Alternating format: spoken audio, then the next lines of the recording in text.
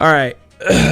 Testing. I want y'all to be patient with me because my voice might not sound as crisp and lovely as usual because I'm sick as a dog. Got tea, though. More often than not, we are turning to the world of cinema for a fictitious story. Odds are the last film you watched in full was scripted from the beginning, with intricately crafted sets, professional actors, and creative camera angles to immerse us in a world that isn't quite our own. However, this is ignoring one of the most inherently value aspects of film as an art form, and that is the ability to show the world how things truly happened, in their rawest and most true possible interpretation. The documentary remains to this day a secondary tool in Hollywood's toolbox, but the value of the medium remains relevant in today's world. When considering the kinds of stories told by modern documentaries, few subgenres are as prevalent as biographical documentaries. A collection of footage and interviews compiled to tell someone's story, detailing their character and achievements over the course of their lives. And this brings me to one of my favorite documentaries of the past decade, the 2018 biopic, Won't You Be My Neighbor. Setting aside its coverage of one of my personal heroes and one of the greatest people in American history, I feel like the documentary itself is a sublime example of how to tell this kind of story, what documentaries can do differently to remain fresh and set themselves apart from other documentaries of this nature. Usually around here, I would do a devil's advocate and talk about some of the film's less appealing aspects following a spoiler warning, but I feel like neither of those are relevant in this scenario. For one, I feel like the movie is sort of without fault. When you talk about something like this objectively in a documentary format, a lot of creative control is lost, and it becomes more about what aspects you choose to present. And the film is essentially perfect in that context, but we'll come back to that in a minute. 2, how the fuck do you spoil a documentary? All of this literally happened in real life. What am I going to say to ruin it? He dies at the end? Give me a break.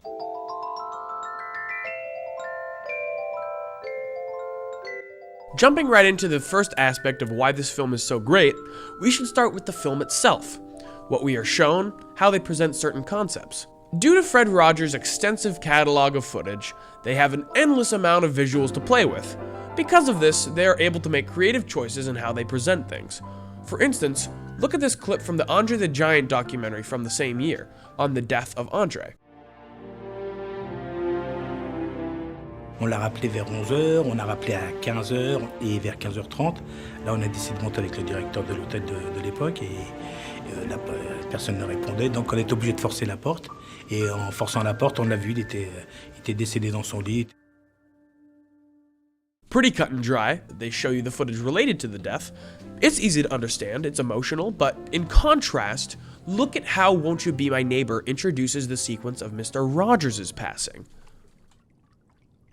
Fred didn't like going to the doctor's office.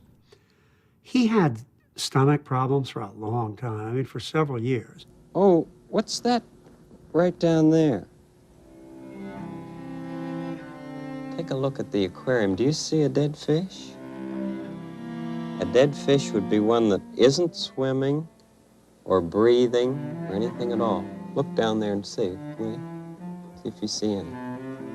Oh, yes, right there, isn't it? He told me that he was sick. I played a Bach Sarabande for him over the phone. It's like sending a little loving message. It shows a clip from his own show discussing the concept, which makes our emotional ties to the idea run even deeper. They use creative choices in footage like this all throughout the film. Couple this with often nice and fluid editing, and you already have yourself an eye-catching documentary. But it doesn't stop there. The movie also makes it a point to use a particular style of animation and childlike visual flair when there is no other way to display a concept. For instance, compare this dope-ass title card to that of the Andre the Giant documentary. Or look at the scene in which they discuss Fred's childhood emotions, a more abstract idea that can't truly be expressed with film. Music was my first language. I was scared to use words. I didn't want to be a bad boy. I didn't want to tell people that I was angry. But I could show it through the way I would play on the piano. I could literally laugh or cry or be very angry through the ends of my fingers.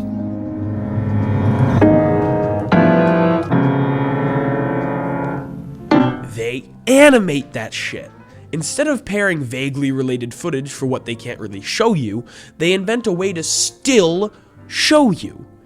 Absolutely brilliant. So, that covers what we see, but what about what we hear?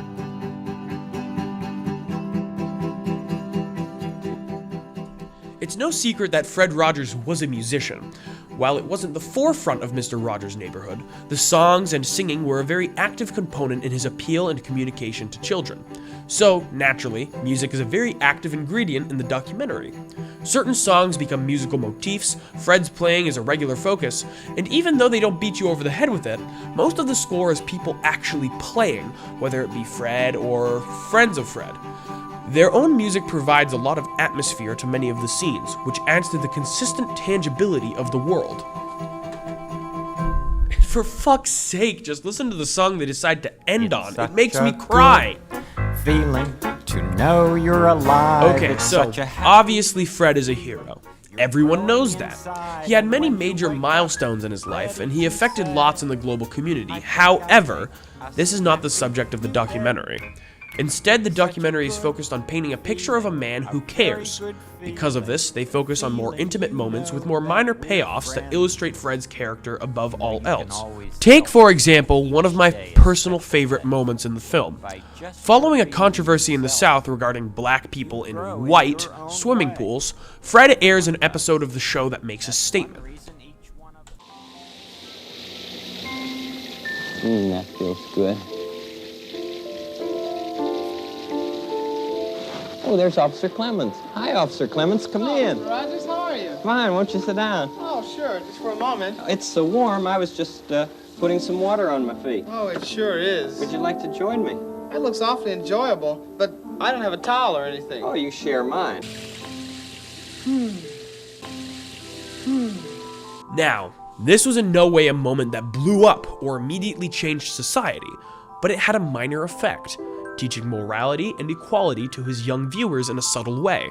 The movie focuses on these types of moments, and it paints a picture of the man himself, rather than the legacy that he's already synonymous with. You could have just as easily gone beat for beat through his television career, but we didn't, because that isn't the story we are trying to tell, not the message we are trying to get across. And what is that message? Well, when you make a documentary spanning so much history, it's easy to use the guise of objectivity to make your content placid and soulless. This film could have easily been objective, but speaking about Fred Rogers without heart sort of defeats the purpose of Fred Rogers.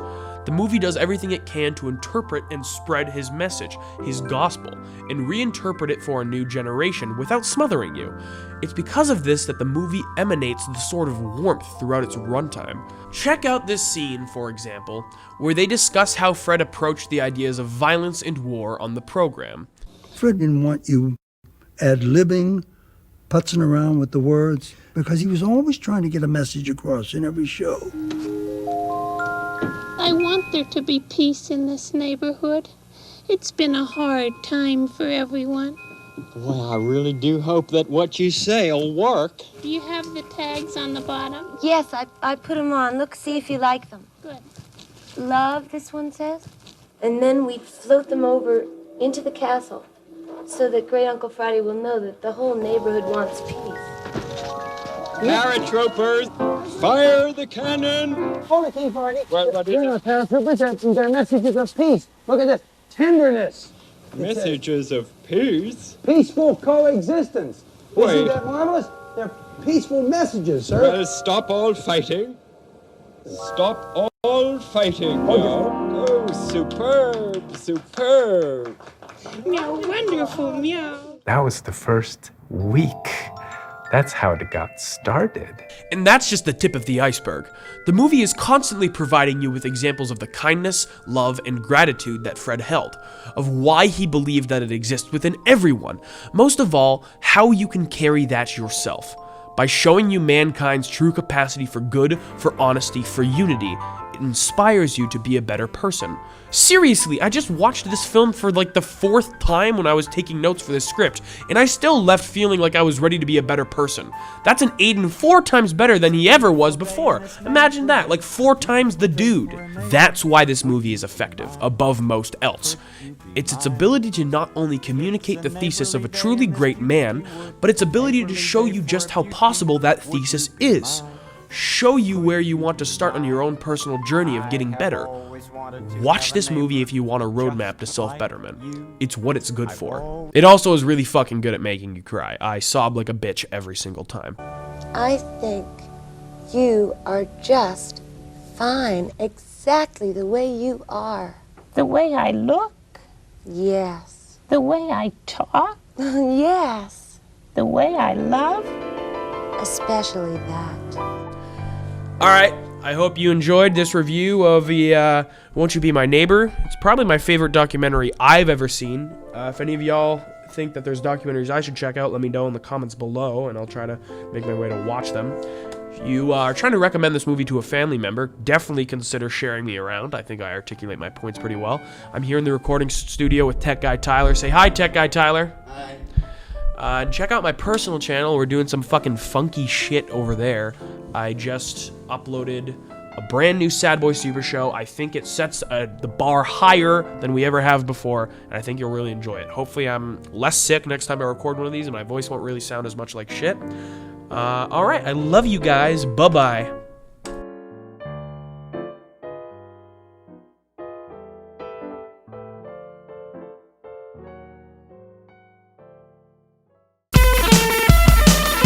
See you later.